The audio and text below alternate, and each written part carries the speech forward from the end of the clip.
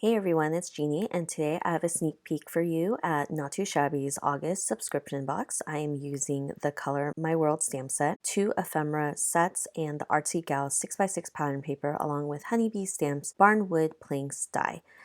To start off my card, I am going to create my background. I am using the Artsy Gal 6x6 paper. It is pattern paper with kind of bold patterns on one side, and on the other side it has more subtle patterns. So I am picking out 2 patterns that I wanted to use to create kind of a tabletop for my card. I am using the Honeybee Stamps Barnwood Planks die set to die cut out of the pattern paper. And I thought that this would be really fun than a traditional brown wooden table. I thought that because these dies kind of emboss the pattern onto the paper as well, it gives it additional texture. I am using all the planks to die cut out of this piece of 6x6 paper, and when you push all the planks up together against each other, it actually covers a full A2 card. So an A2 card is 4¼ by 5½.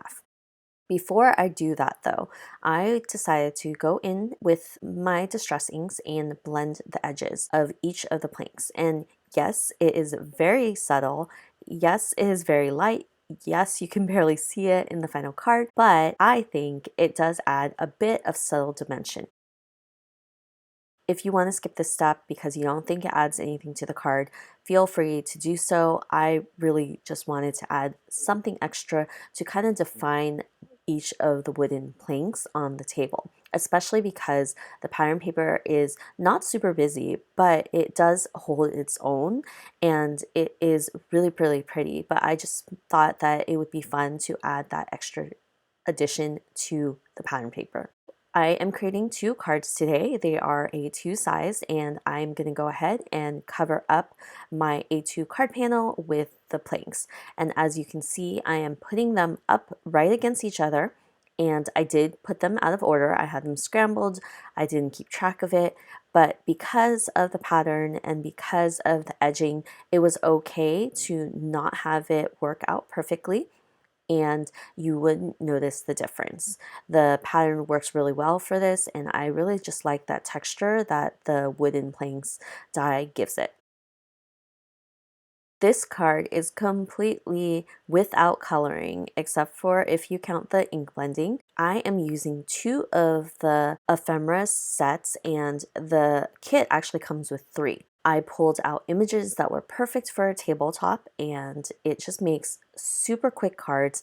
They come with so many different pieces, especially the third one because the images are even smaller, so there's even more of them. I am just picking out my first set of images on the blue tabletop with one of the sets, and this second tabletop will contain the images from the second ephemera set. I wanted to change it up so it's a little different. I did use a large image, which is the color palette and also the paper on the blue one, because it took up a lot more space. Once I got 5 or so items out, I decided to call it quits, and I'll be putting everything together.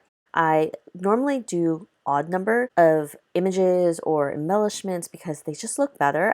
For both of these cards, I am using the sentiment You Color My World from the You Color My World stamp set. In the subscription kit, you actually get 2 stamp sets. They're all super cute. I didn't show it because this is a sneak peek, so be sure to look out for the subscription box that will be revealed on August 1st. For all the images, you'll notice that they no longer have the white outline, and this is just definitely a personal preference. I went ahead and fussy cut everything because I just don't mind having that white outline, but I thought it would just really look better on a tabletop if it didn't have that white outline. I just went ahead and fussy cut this. I did this while I was watching TV.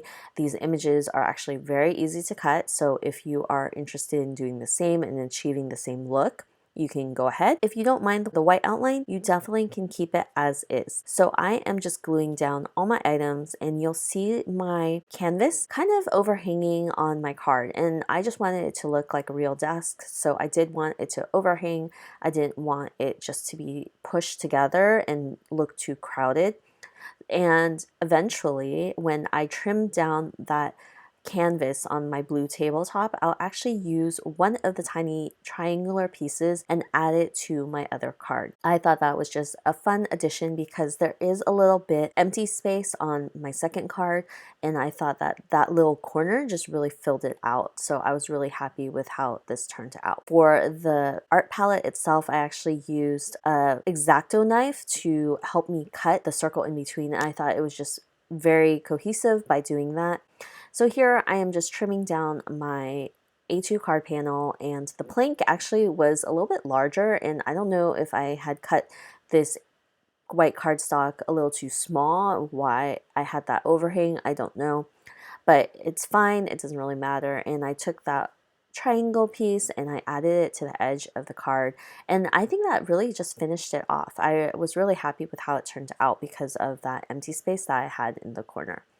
So yeah, these cards are super simple, and hopefully you enjoyed the sneak peek into the August Not Too Shabby subscription box, and be sure to check it out in a couple of days where it'll be all revealed and you can see the contents. Thanks for joining me here today for these 2 quick and easy cards. I hope you have a great day, and I will see you guys next time with another video. Bye!